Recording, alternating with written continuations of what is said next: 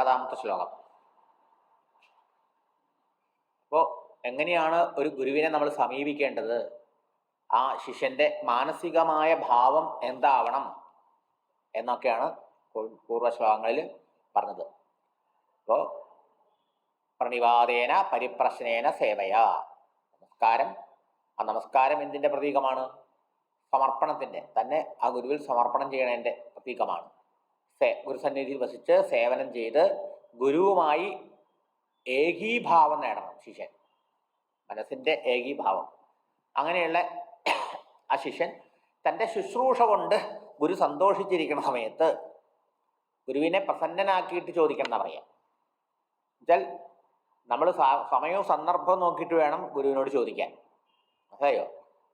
ഗുരു എപ്പോഴും ആനന്ദത്തിലിരിക്കുന്ന ആളാണ്, എങ്കിലും അദ്ദേഹം ഏതെങ്കിലും വ്യവഹാരത്തിൽ പെട്ടിരിക്കുന്ന സമയത്തല്ല അത് ചോദിക്കേണ്ടത്. അപ്പോൾ ഗുരുവിനെ ശുശ്രൂഷ കൊണ്ട് സന്തോഷിപ്പിച്ച് കഴിയുമ്പോൾ ഗുരുവിന് മനസ്സിലാവും ഇവൻ ജ്ഞാനത്തിന് അധികാരിയായി, ഇപ്പം ഇവന് ഉപദേശിച്ചാൽ പ്രയോജനപ്പെടും എന്ന്. അപ്പോൾ ആ സമയത്താണ് ഉപദേശിക്കുക ഗുരു. അതുകൊണ്ട് ആ ഗുരുവിനെ സമീപിച്ച് നമ്മൾ എന്താ ചോദിക്കേണ്ടത്? ഗുരു ചോദിക്കും എന്താ വേണ്ടത് നിനക്ക് എന്ന് ചോദിച്ചാൽ, അല്ലെങ്കിൽ ഗുരുവിൻ്റെ അടുത്ത് പോയിട്ട് നമ്മൾ എന്ത് ചോദിക്കണം അത് തന്നെ നമുക്ക് അറിയണില്ല. ആവോ? നമ്മൾ മഹാത്മാക്കളുടെ അടുത്ത് പോയാൽ ഇപ്പം ഈ അമ്പലത്തിൽ പോയിട്ട് ചോദിക്കണം എന്നെ ചോദിക്കുക, ശരിയല്ലേ? അമ്പലത്തിൽ പോയിട്ട് ഭഗവാനോട് പ്രത്യേകിച്ചൊന്നും ചോദിക്കണം എന്നില്ല. കാരണം എന്താ? ഭഗവാൻ നമ്മുടെ അന്തര്യാമിയാണ്. ആ അമ്പലത്തിലേക്ക് പോകണമെന്ന് വിചാരിക്കുമ്പോഴേക്കും ഭഗവാൻ അറിഞ്ഞു കഴിഞ്ഞു ഇവിടെ ഇതിനെ വരണം, ഇയാൾ ഇന്നതിനെ പുറപ്പെടണമെന്ന്, അല്ലേ? അവിടെ നിന്ന് അറിയാത്തതായിട്ടൊന്നുമില്ല. എങ്കിലും നമ്മുടെ സമാധാനത്തിന് വേണ്ടി നമ്മൾ പറയണം. അതുമാതിരിയാണ് ഗുരുവും. അപ്പോൾ ഗുരുവിൻ്റെ അടുത്ത് പോയിട്ട് ലൗകിക കാര്യങ്ങളാണോ ചോദിക്കേണ്ടത്? അല്ല. ഗുരു ഒരു പക്ഷെ നമ്മളെ കണ്ട എങ്ങനെയുണ്ട്, കുട്ടികൾ എങ്ങനെ ഇരിക്കണോ, ഭർത്താവ് സുഖമായിരിക്കണോ, ഭാര്യയ്ക്ക് അസുഖമൊക്കെ മാറിയോ, അതൊക്കെ നമ്മളോട് ചോദിക്കും, നമ്മുടെ തലത്തിലേക്ക് ഇറങ്ങിയിട്ട്. പക്ഷെ നമ്മൾ അവരുടെ അടുത്ത് പോയിട്ട് ലൗകിക കാര്യങ്ങളല്ല ചോദിക്കേണ്ടത്. മനസ്സിലായോ? നമുക്ക് ഈ അനുഭവിക്കുന്ന ഈ ലൗകിക ജീവിതത്തിൽ നമ്മൾ അനുഭവപ്പെടുന്ന പരിമിതികളിൽ നിന്നും കഷ്ടങ്ങളിൽ നിന്നും ദുഃഖങ്ങളിൽ നിന്നും ഒക്കെ മോചനം നേടാനുള്ള മാർഗം എന്താണെന്നാണ് ചോദിക്കേണ്ടത്. അതും മനോഹരമായിട്ട് ആചാര്യസ്വാമികൾ തന്നെ പറഞ്ഞിരുന്നു എങ്ങനെ ചോദ്യം ചോദിക്കണമെന്ന്. ഈ 40-ാമത്തെ ശ്ലോകത്തില് കഥം തരേയം ഭവസിന്ധുമേദം കാവാഗതിർമേ കഥമോസ്ത്യുപായഃ ജാനേന കിഞ്ചിത് കൃപയാവ മാം പ്രഭോ സംസാര ദുഃഖ ക്ഷതിമാതനുഷ്വ കഥം തരേയം ഭവസിന്ധുമേദം കാവാഗതിർമേ കഥമോസ്ത്യുപായഃ ജാനേന കിഞ്ചിത് കൃപയാവ മാം പ്രഭോ സംസാര ദുഃഖ ക്ഷതിമാതനുഷ്വ. എന്താ ഗുരുവിന് ചോദിക്കുക? കഥം, എങ്ങനെയാണ് തരേയം, ഞാൻ തരണം ചെയ്യുക. എന്തിനെ? ഭവസിന്ധും ഏതം, ഏതം ഭവസിന്ധും, ഏതം ച ഈ, ഭവസിന്ധു വെച്ചാലോ സംസാര സിന്ധുവിനെ, സംസാര സാഗരത്തെ, കഥം എങ്ങനെയാണ്, തരേയം ഞാൻ മറികടക്കുക. ഈ സംസാര സാഗരം താണ്ടാനുള്ള വഴി എന്താണ്? എങ്ങനെയാണ് ഈ സംസാര ദുഃഖങ്ങളെ അതിവർത്തിക്കാൻ ഇല്ലാണ്ടാക്കാൻ സാധിക്കുക?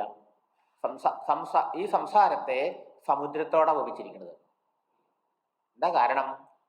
സമുദ്രത്തിൽ ഒരാൾ വീണു കഴിഞ്ഞാൽ സ്വന്തം നിലയ്ക്ക് നീന്തിയിട്ടും രക്ഷപ്പെടാൻ പറ്റില്ല.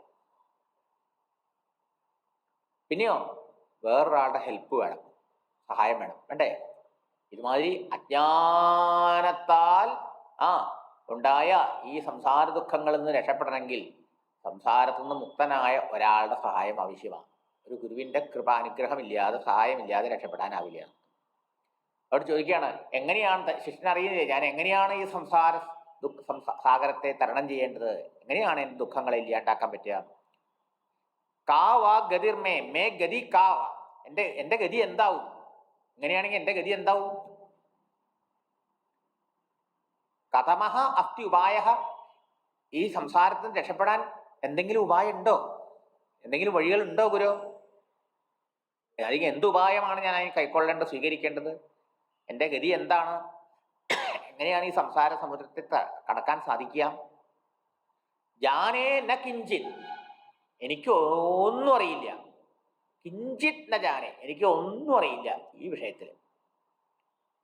കൃപയാ, അവിടുന്ന് കാരുണ്യം കൊണ്ട്, മാം എന്നെ, അവ രക്ഷിക്കൂ. പ്രഭോ, അല്ലയോ പ്രഭോ, ദേവീത് കൃപയാ, കാരുണ്യം കൊണ്ട്, എന്നിൽ കൃപയുണ്ടായിട്ട്, മാം എന്നെ അങ്ങ് രക്ഷിക്കണം.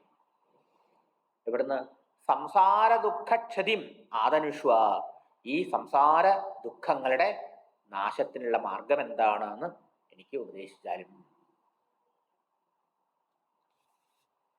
അവിടുന്ന് കൃപ കൊണ്ട്, പ്രഭോ കൃപയാ, അങ്ങ് കരുണ കൊണ്ട് എന്നെ രക്ഷിച്ചാലും, എൻ്റെ സംസാര ദുഃഖനാശം സാധിപ്പിച്ചു തന്നാലും, എൻ്റെ ദുഃഖങ്ങളെ ഇല്ലാണ്ടാക്കി തന്നാലും, ജാനേന കിഞ്ചിൻ, എനിക്ക് ഒരു വസ്തു അറിയില്ല.